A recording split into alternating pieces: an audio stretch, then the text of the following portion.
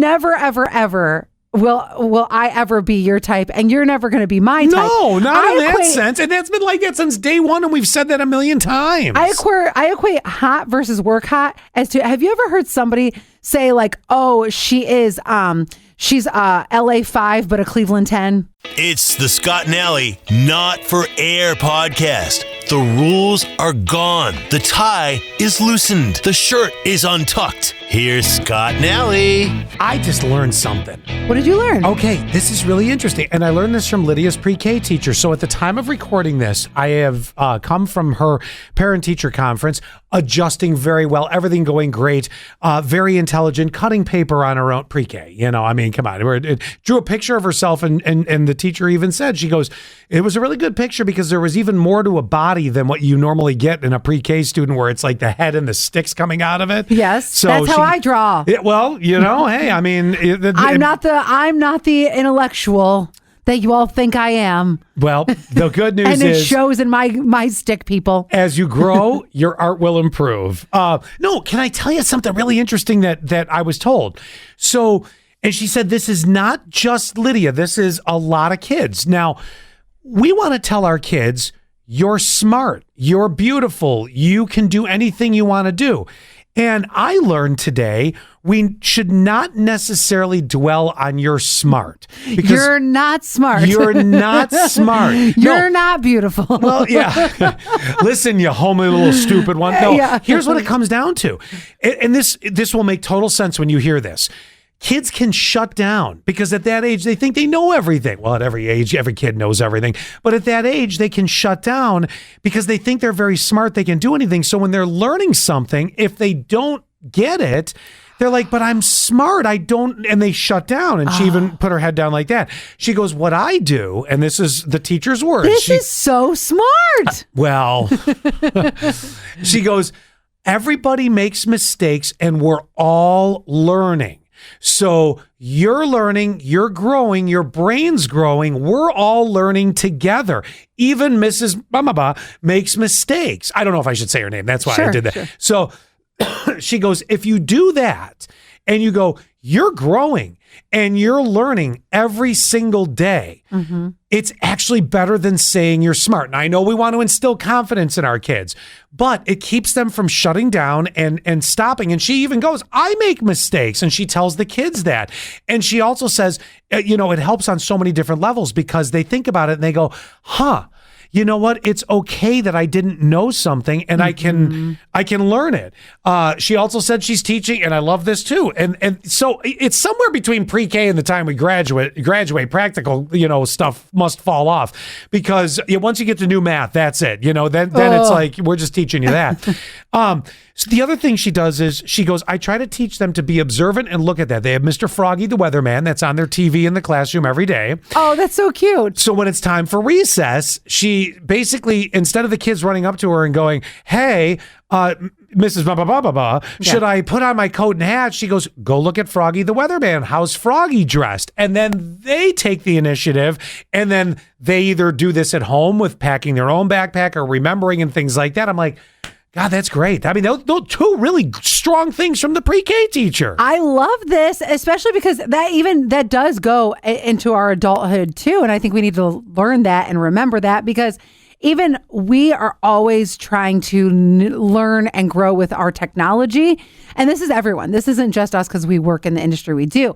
I'm just saying that we need to go, okay, don't beat yourself up about it. The fact that you might not know how to, you know, do something new at work. It's okay because we're all trying to learn and grow. And I think it's a matter of being open to doing that too. So then. And she said mistakes are good. Yes, I agree. Until they're not. I agree. Now, when you're at home with them, have you implemented chores yet? Or do you have kind of like a system that she was saying, like, do you do the same things as far as like when your kids are getting dressed for the morning? Because I know you love talking about the weather. So do you do something? And oddly, I still have to tell you whether or not to wear a coat. Isn't that funny? And I'm still wearing flip-flops, and it's going to be cold today. It'll be a blizzard and she'll have them on. But for real, do you have them independently think for themselves too and do independent tasks for themselves at home. Somewhat. Yes to a degree. Like, Gavin will help me, and I'll still go around with him. He'll help me get the garbage from the the bedrooms and the bathrooms. That's a things like great that. task. Yes. And I'll carry the big can, and I'll say, just dump it in here. Just you do that and think about that. Yeah. Reminding them always you have to put your wrappers for whatever you're eating in the garbage can, not next to your bed for the next, Yes. silly things like that. Do I have them cleaning the sink in the bathroom yet, or the mirrors? Well, No, not yet. Toy pickup, things like that. Although they're pretty neat with their toys most of the time. Sometimes it gets a little crazy, but you know what I'll do is I'll bring them in with me to do it. Like, we'll do it together. Love because that. I think also it can be daunting for a kid sometimes. And even though they made the mess and you could say, well, you have to clean up your mess, it still can be daunting because they look at the mountain in front of them. We all do this all the way through. I mean, listen, why do you think socks are the last thing in the basket when you're folding laundry? Because they suck and They it's do. the mountain that you have to climb.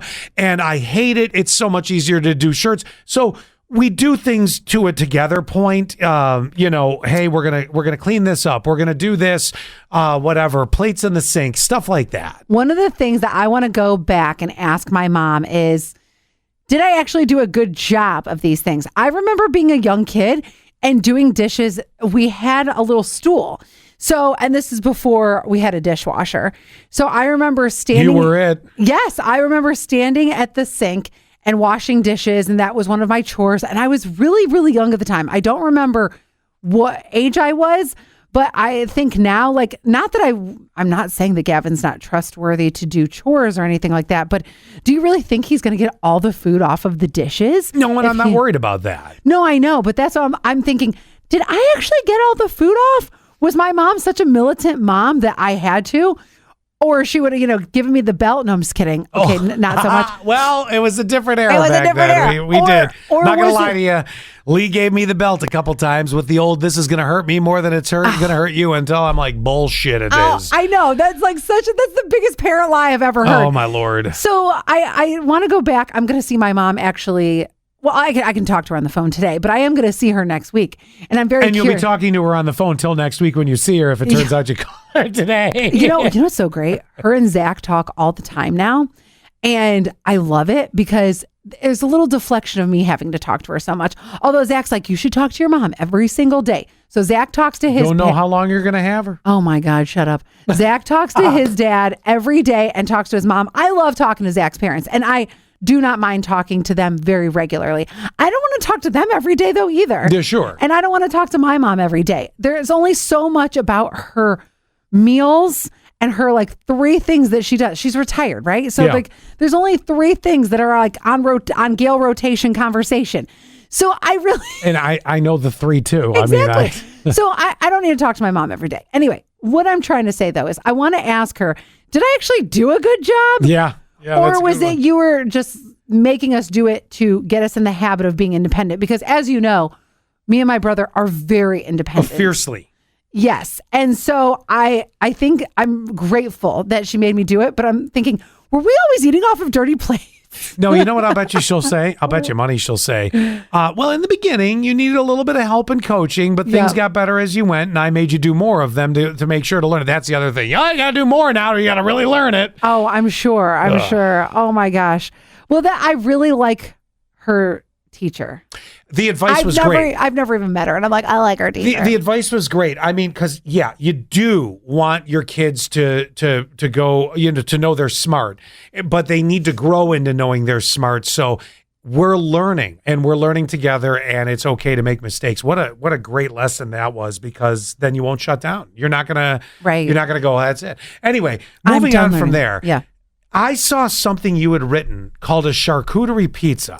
Yeah, my friend Caitlin actually just posted this. So Caitlin does something called Caitlin's Kitchen. And this is nothing that is paid for. She doesn't have anything. She's not monetizing on this. She just loves cooking. Her dad's a chef. And so she has gotten that skill from him. So she's always posting really unusual things. And she posted charcuterie pizza that she just made last night. And it looked so dang good. But then I was like, isn't all pizza charcuterie pizza? Well, Because, yes, I mean, yes, meats it and is. cheeses. Like, Yep. okay. Here's my question. So is the charcuterie pizza on a charcuterie board with all different kinds of pizza pieces, or is it each piece of pizza has something different on it, and it could go either way here, and either one I'm going to eat, but you know what I mean? It's each piece of pizza has different things that you'd find on a charcuterie board, and some of that includes grapes. You know how you always see grapes? How is that warmed up on a pizza? See, this is one of those things where I haven't ate Caitlin's pizza, so I don't know. But she's got those dried salami pieces. Well, that's going to work. Right. A charcuterie board, it's always that like real thick dry salami. Yep. So she's got that. She has like a different, it looks probably, I'm going to guess it's like a brie cheese because it's really, really creamy. Ooh. And then she had some grapes on there. I was very interested in it. I absolutely want to try it. Way more than I mentioned the Thanksgiving pizza on the air. Yeah. I have no interest in the Thanksgiving pizza. You know, we did that years ago on the show. We did? We absolutely ate Thanksgiving pizza on the show. Yes, there was gravy involved. I'm pretty sure there was stuffing involved. I don't know if there was mashed potatoes, but I know we did that on the show years ago. You know how people, especially here in New York, now this was something I never really experienced until I moved here 17 years ago, always dipping their pizza in something. And so Zach's a blue cheese guy. It might be, you know, a butter or whatever it is. I'll do it at the crust. I'm not going to do it on the main part of the triangle because that's the best part. Exactly. That's what I say to Zach. I said, all you're tasting is blue cheese. No, that's for the crust so I can actually swallow it down. So I was thinking if it was the Thanksgiving pizza, then you would be dipping it in gravy. Yeah, I mean, you could. I mean, because I think that's what the toppings were. On it, but I know we did it. I know we did it years ago, and it was kind of it was what you would think it would be, right? Not great, right. It's like now I'm going to come back to the charcuterie pizza for a minute too, because I do now that I was asking the question, is it one pizza, each slice is different? I kind of like the idea of multiple different pizzas with the different things as you move down it there. I don't know. It seems like it would fill the board better. Either way, I'm going to eat the damn charcuterie pizza. There's no why am I even spending time on this? It's going in me. Me too. And one of our favorite pizzas, I think this is so random. You know when like sometimes you're flipping at the doctor's office, they have magazines, because what other time would you be looking at a magazine? So never. One of us was standing in line at Wegmans. I'll look over and be like, "Oh, they're still talking about Betty White. Look at that." Right. Well, why wouldn't you? She was great. That or Days of Our Lives. You have your Days of Our Lives word search. Yep. Oh, and there's always Chip and Joanna Gaines. That's a guarantee. And Suzanne Summers until she just died a couple weeks ago. Right. But one of the things that we had found was, and I think one of us was at the doctor's and then took a picture of it with our phone, was this fig pizza. So that's become, oh no, it's so good. You put like this fig jelly on a pizza crust. I am not a fan of making pizza at home. I've deduced this very hard in the past couple weeks, but this is one of those pizzas that I love whenever we do it. It's so good, Scott. Now I have another great theory. I think you're going to be so with me on this. All right.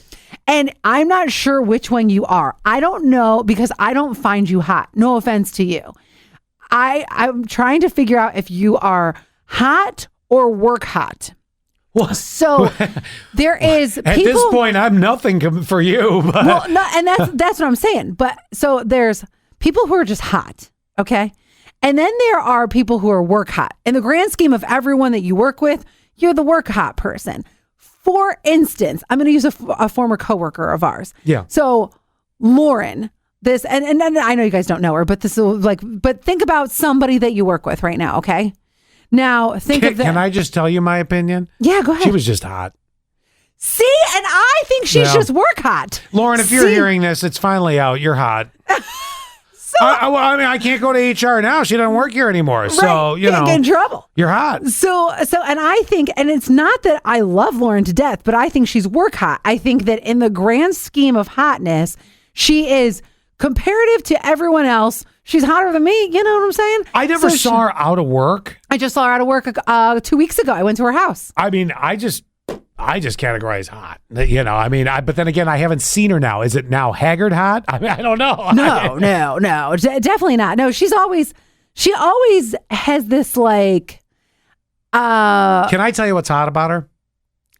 Well, I'm not going to be specific. Curious. I'm not going to say like boobies or something like that. I'm very curious what you're going to say. So other than the fact that Lauren has a very attractive face and the way she carries herself, just the very way hot. her stride and everything, very hot. Okay. Very and she like kind of walks like a model too. Well, a bit, but I don't know. There's just some people carry themselves a certain way. Like when Allie's trolling up the hallway, I'm like, oh my gosh, it's like a sandbag being drug across the beach. No, I'm kidding. I'm totally kidding. But so Lauren had just a movement and a style that was hot, but then you have Still is hot. Still, I haven't seen her in a while.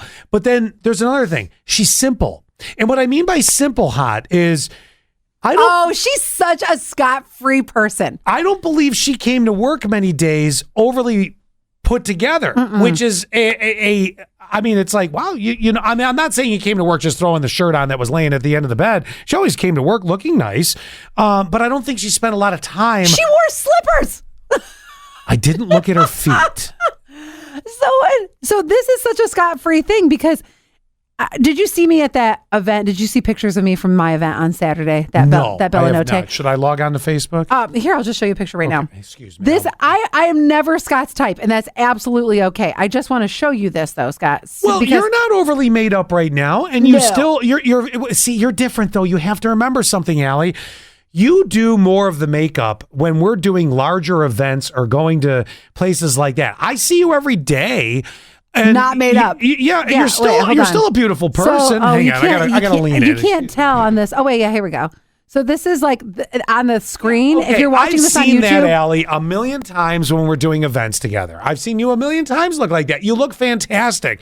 But eyelashes, that's a lot. contour. that's a lot, and I don't need a lot. Exactly. That's what I'm saying. I'm not saying, Lauren, for I you. need you. My God, before I say that, because if anybody puts two and two together, you know, I don't want that to come across that way. I'm certainly not implying anything. But Look at you. but no, I don't want someone to be like, oh, so what you're saying is, because No, you know, I'm not for Scott. I would never, ever will I ever be your type, and you're never going to be my type. no, not in that equate- sense, and that's been like that since day one, and we've said that a million times. I equate hot versus work hot as to, have you ever heard somebody say like, oh, she's LA 5 but a Cleveland 10? I've never heard that, but I love it. Right? So that means like in LA she's only a 5. But in Cleveland, she's a 10. Yeah. So that's that's my version of like hot or work hot. So like yeah, there's some people that are just, they're hot on the streets, they're hot all the time, they're just hot. Yeah. And Scott, that's what you're saying. I'm saying no. Lauren was work hot, and we all have that person. I'm going to give you another great example. So we this is hard to do when people don't know who we're talking about. But for like the opposite sex, for sure, I think that Matt, our afternoon guy, it can be work hot. Okay. So I think that a lot of the girls in our office, he's very attractive and people think he's hot. He looks like a young David Hasselhoff. He kind of does. He does. In the real world, outside of the work walls, I wouldn't put him in the hot category. I'm not saying Matt's not a good looking guy, but Matt is only work hot. Oh, okay. All right. I'm getting this. I'm understanding. Okay. Yes. I think the LA 5 Cleveland 10 kind of helped that a little bit. Yeah, well, yeah. So that's why I'm saying, I think, I'm not going to even categorize myself. I'm not even going to mention it. I'm not going to categorize you either.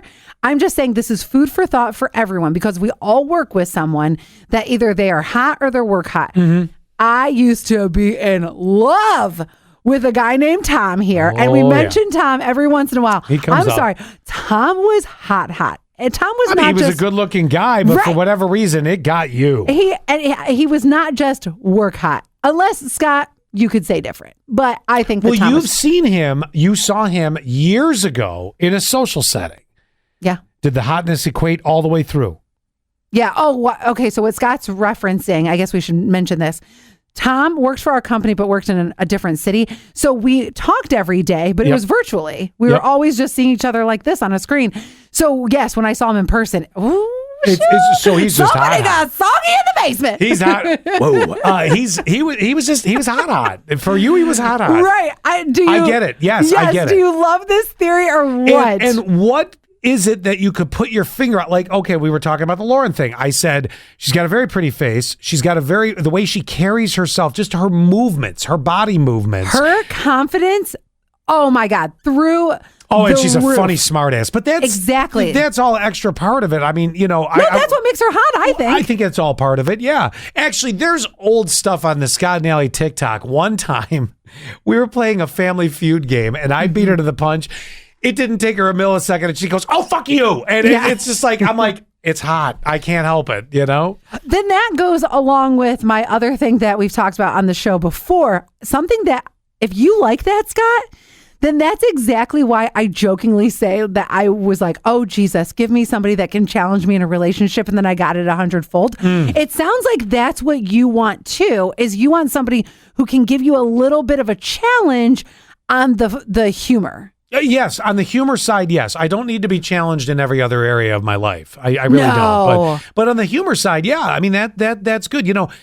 Give it to me if I'm going to give it to you. I diffuse anything with humor. At least I try to. And, play along. I was listening to a podcast the other day, and these women hate the challenge of a relationship. They hate a guy who's always like trying to go for the laugh and the poke, and they're like, it's too much. Oh, I'm not like that. I'm not going to constantly poke at you, where I don't like that. Like there's a balance. You got to know the balance. There is, because Zach sometimes is too much. Sometimes he will just push that, and I'm like, I am not with you today on that. Like, I've had enough. Like the one day I told him, and it was during the day, it was fine, but I just get sleepy and tired. And so I said, I am expiring on this day. I was trying to be very sweet about it.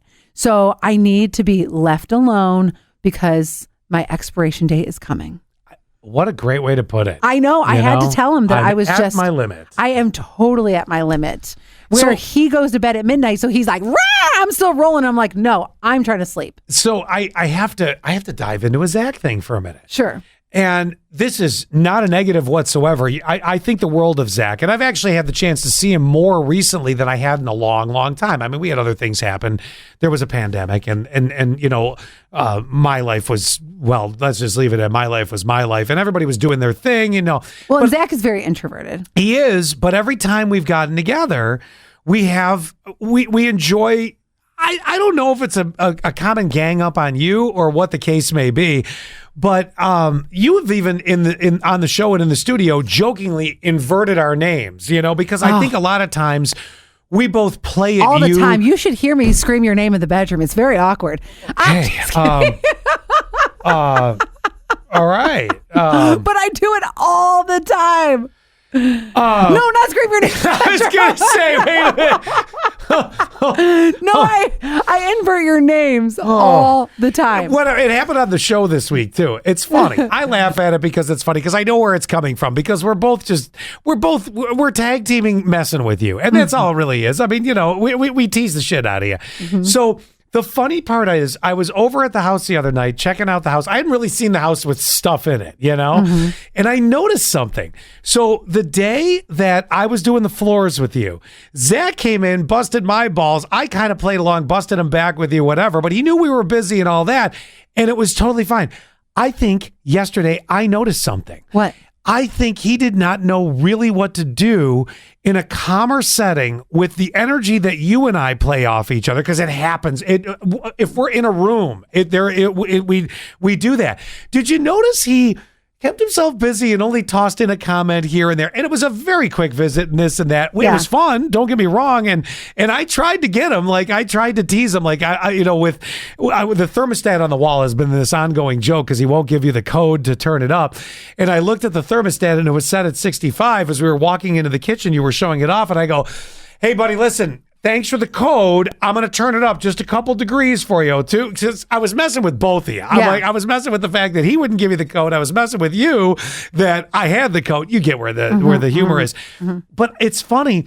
I almost wish we had more time to be able to hang out and for me to even get to know Zach even a little bit better. You obviously inverting the names in every place except the bedroom. But doing that, that we both come at you in a very similar way. It's a loving teasing kind of poke. It's how we do, you know. I mean, there's never harm meant, you know, in any way, shape, or form. We're just, you know, we're gonna make high holy hell out of you. Yes.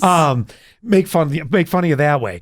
And it was funny because I think the energy started to happen. We were chatting more about a couple things, and he was doing some certain things. I need him to see he can be part of this energy. Like, if you're picking up the same thing from me that he gives to you and vice versa, he needs to know we can do this as a team, Zach. I think so.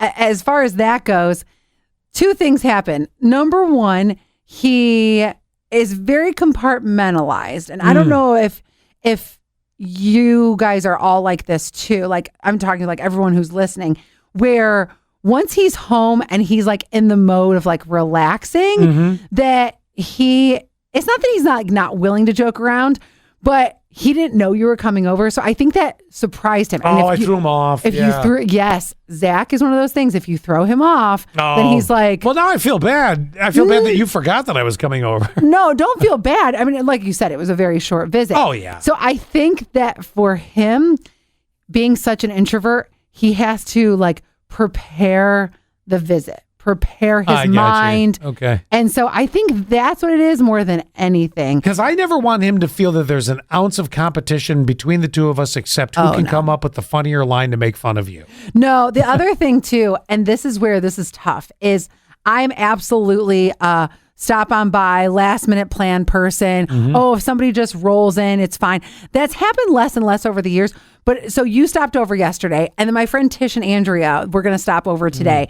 And I was like, you know, it's so weird how I sometimes I will have to say like cater or have to be very understanding to this, because this is really tough for me, because I'm like, come over every day. Every day's a party. You want to have wine? Okay. So to have Tish and Andrea come over today, I think he would go, that's a lot of days of people coming over. And I don't know. I don't know if I'm going to have him come over tonight or not, because I haven't prepared him for that.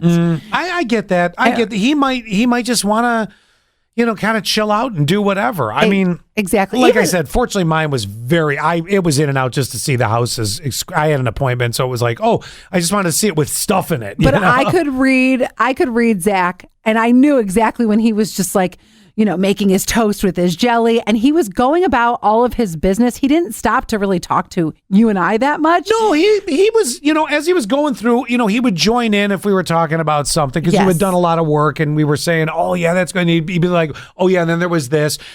I think he just knew you and I were taking over the room. But I could read him, and I was thinking, you know what? He just wasn't prepared for this. No. And so for him, he's like, I got to keep busy. I've got to be doing something else. I get that. I understand. I wasn't ready for this. Well, you've seen me at the different get-togethers I've had over the years at my house. I am always moving.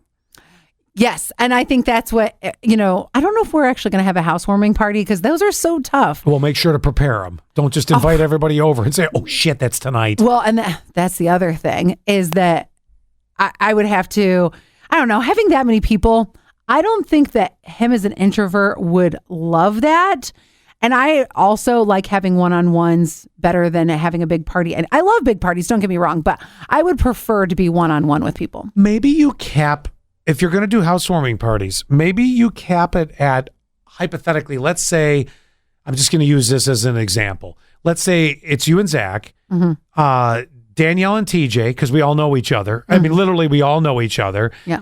I don't know, Sean, Wendy, whatever the case may be. Now, I know it sounds a lot of work people. Yeah. But maybe it's that group, and then the other group is, Sonia and Sarah and so will come another time. Right. And we'll do that. Because you don't want to overwhelm them to the point where, you know, I mean, I could sit with Zach and literally just talk to him. I could easily do that, but I also don't want him to get overwhelmed. I mean, not by me. I'm just saying by everybody else feeling like he has to be involved in something. And I'm not sure I could calm him off feeling like he had to do stuff if there was too many people there. Yeah. Our family functions, he doesn't like functioning.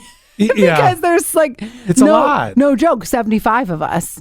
And but That's a lot. When he's with just my immediate family, he's great. He's like, oh my gosh, I love talking to your parents. Your parents are so wonderful. Yeah. All of that. But he's like, 75 people. I don't know what to do with 75 people. Where I'm like, it's a party. That is a lot of people to Yeah, juggle around, and, Yeah. and do that. It really is. God, I don't know what else we can throw into this one because I did have the observation about the kids, but I can save that for next week because I'm going to have to start training them to shut the bathroom door, or I just keep laughing at this. So it's a funny situation. I love this so much because this is like my childhood, 100%. It makes me laugh at this point, but I also want to make sure eventually they know I'm going to the bathroom. I should shut the door, but I can't help but laugh at this time. And it's like almost one of these things I don't want to end yet. How about that? I'll tell you next week on the podcast. Okay. And we'll figure out when I have to start teaching them, all right, you're going to do your business. Let's shut that door all the way. There's absolutely got to be an age. Well, sure. I say that, but I'm the But person. you don't have an age. I don't. Like, I still leave the door open, and Zach's like, "You're disgusting. You're a Oh, disgusting that's human great. being." I Shut don't the know. door. You'll have to find out. Do you do what the kids do? Because they've both done it to me recently, and all I can do is laugh. Because it happens to everybody. I can't wait to talk about this next week because I would do this more often. How they operate, I would do it more often. But again, dating an introvert who doesn't want to have like any bathroom stuff thrown in his face, he's like, shut the door. I can't promise either that if I'm at your house and you decide to go to the bathroom with the door open and I accidentally walk by and realize it and say to you, hey, just holler when you're ready for a wipe. Oh my God. We're not to that level. I'd like to be out of it, to be honest with you, but whatever. We'll see you next week. Bye. Well, that was fun. Wasn't that fun? That was fun. Do us a favor, will you? Subscribe. Share the Scott and Alley Not for Air podcast. Touch our buttons. We know you want to.